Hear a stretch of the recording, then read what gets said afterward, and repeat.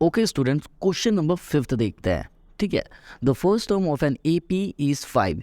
First term question में दिया हुआ है 5 and the last term is 45। देखो भाई, लास्ट टर्म को हम दो तरीके से लिख सकते हैं, या तो हम एल करके भी लिख सकते हैं या तो हम इसे ए एन करके भी लिख सकते हैं।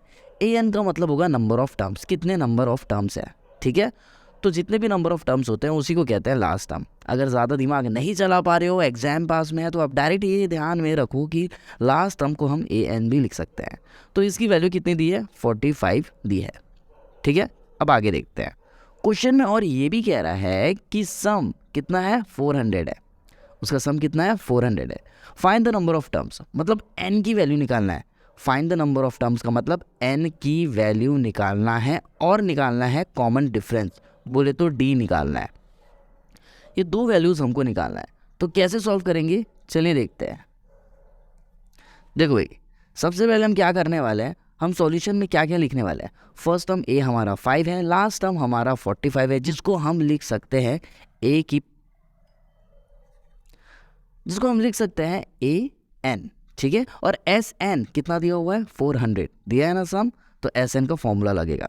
तो अब हम यहाँ पर क्या करने वाले हैं, हम फॉर्मूला लगाने वाले हैं। ठीक है, लेकिन हमें एन और डी नहीं दिया हुआ है, तो कौन सा फॉर्मूला लगेगा? S N equals to N by 2 A plus L. Sir ये फॉर्मूला क्यों लगा है? क्योंकि यहाँ पर हमें लास्ट टर्म की वैल्यू दी हुई है। ठीक है, तो कैसे सॉल्व होगा देखिए, यहाँ पर एस एन की वैल्यू है 400, तो एस एन की जगह 400 रखेंगे। क्वेश्चन में दिया हुआ है, एन की वैल्यू अभी नहीं पता, क्योंकि क्वेश्चन में बोला है find the number of terms, मतलब एन की वैल्यू निकालना है। ठीक है, अब यहाँ 2, ए की वैल्यू है 5, एल की वैल्यू है 45। इन दोनों को जब हम प्लस करेंगे तो 50 हो जाएगा। हो गया 50। अब इसको हम आगे सॉल्व करेंगे तो कैसे होगा देखो, 400 equals to N by 2 into 50। ठीक, तो यहाँ पर क्या होगा, ये जो 50 है मल्टीप्लाई में यहाँ जाके डिवाइड हो जाएगा, तो 400 डिवाइड बाय 50, और जो डिवाइड है 2 वहाँ जाकर LHS में जाकर ये हो जाएगा मल्टीप्लाई, इक्वल्स टू एन।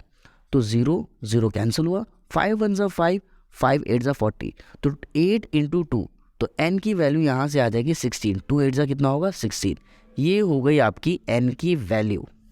ठीक है, अब हम ये फॉर्मूला लगाएंगे। क्यों ये फॉर्मूला लगाएं? क्योंकि अब हमें निकालना है कॉमन डिफरेंस।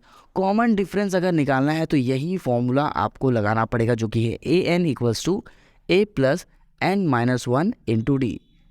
इस फॉर्मूले से आप डी की वैल्यू निकाल सकते हैं। तो ए एन लिखो या एल लिखो, बात एक ही है। ठीक है, एल की वैल्यू यहाँ कितनी है? 45 है। देखिए, ए की वैल्यू 5 दी हुई है, एन की वैल्यू जस्ट अभी हमने निकाला 16, 1 का 1 लिखेंगे माइनस में। डी की वैल्यू नहीं पता है, तो डी को अभी हम डी ही लिखने वाले हैं। अब देखिए यहाँ पर क्या होगा, ये जो 5 है यहाँ जाके क्या हो जाएगा? माइनस हो जाएगा, तो 45 माइनस 5 हो जाएगा आपका 40। 16 माइनस 1 15 आ जाएगा डी का डी। ठीक है, अब यहाँ से डी की वैल्यू निकालेंगे, तो 40 बाई 15 इक्वल्स टू डी। तो इसे हम काटते हैं 5 की टेबल से, 5 3 ज़ा 15, 5 8 ज़ा 40, और कैंसल आउट हो रहा है क्या? नहीं।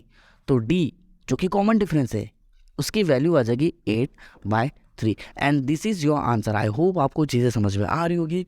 मिलते हैं अगले वीडियो में। Till then bye.